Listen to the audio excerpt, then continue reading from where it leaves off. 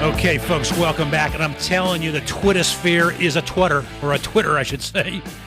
Not just up and down California, but all across America, from Maryland to Florida to Texas. The Twittersphere is a Twitter. Getting very excited over my next guest, Chuck DeVore. And first of all, Chuck, welcome back to the show. Hey, great to be back. So we're all Twitter-baited, huh? We're Twitter-baited, if that is a word. Twitter-baited. Twitter-baited, okay. First of all, Melanie Morgan threw a teaser out at us. She said there's an announcement coming out from the DeVore campaign as it relates to the Palin endorsement of Fiorina, which I heavily criticized. I don't know if you read the analysis of that, what I wrote or not yet. We bumped into each other Saturday night. You said you had not had a chance to read it yet. But can you give us a hint what's happening tomorrow? What's happening tomorrow? Well, Melanie is a key part of our campaign, but we got so many balls in the air right now. I don't know exactly what she's talking about. Okay, all right. Well, we'll leave it at that. What I can say is a few things. Number one, we've raised more money than expected in the last 3 weeks, and so we actually had Congressman Tom McClintock in the studio today cutting some radio and TV ads for us because we've got the budget to start running those. And, of course, he's the most popular Republican elected official in the state.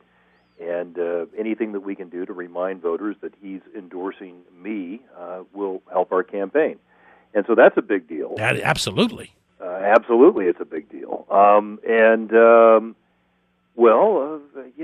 I don't know. I mean, Melanie knows so many things that are going on in our campaign. It's hard to know that what she was talking about. But we do have a lot of fun things that we're working on, and we like the trends in the recent polls. They've shown that we're trending up, and that Carly Fiorina, in spite of $5 million having been spent, is trending down. And I think that trend will continue to go. And the big challenge now is to educate voters that Tom Campbell is not a fiscal or a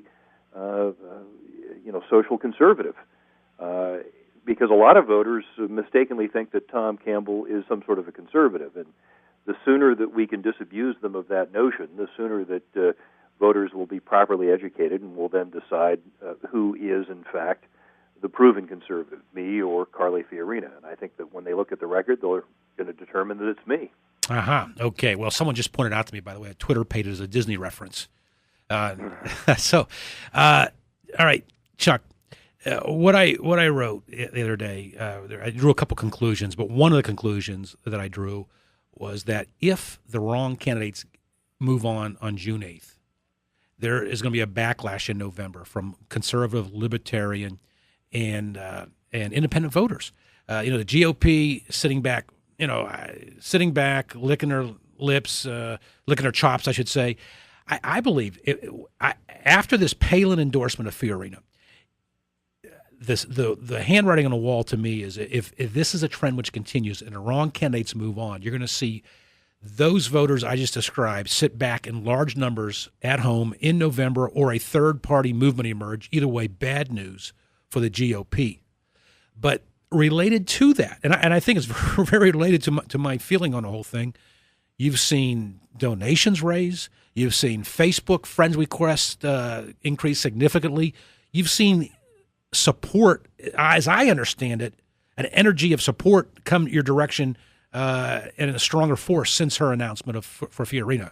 Can you elaborate upon that? Well, I think the main thing to understand is that this movement is bigger than any one individual person. The whole Tea Party movement came about not just because Barack Obama and liberals like Barbara Boxer and Nancy Pelosi and Harry Reid are in charge, but it came about because a lot of Republicans didn't follow through on what they said that they were all about. They voted for higher spending. They voted for bigger government, from George W. Bush to Arnold Schwarzenegger. And so a lot of folks, while they know what the Democrats are all about these days, that the Democrats are by and large nothing but a bunch of liberal progressives, they expect the Republicans to be the adults in the room and to exercise some fiscal discipline. And unfortunately, that has not been the case.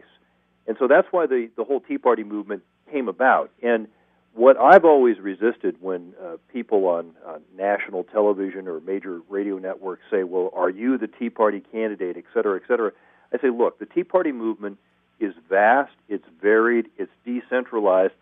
I can't say that I'm the Tea Party movement because that's up to them to decide. Nobody, there's no convention. There's no one single Tea Party. It's a vast movement of Americans that are worried and frustrated that America is slipping away from them, that we're spending so much money and borrowing so much that our children and grandchildren can't possibly have the economic opportunities and the freedom that we had, that we enjoyed, that this is getting to a tipping point. And you're seeing it in countries like Greece right now where the country is torn apart over the fact that the public sector has grown so gigantic that they're bankrupt. Right. And, of course, California is in an analogous position. Absolutely. So when Governor Palin then made her endorsement of Carly Fiorina, largely, I think, based on the friendship that they developed during the 2008 campaign, I think what a lot of people did is said, great, we still admire you, Governor Palin, but on this issue, you don't speak for us. And so while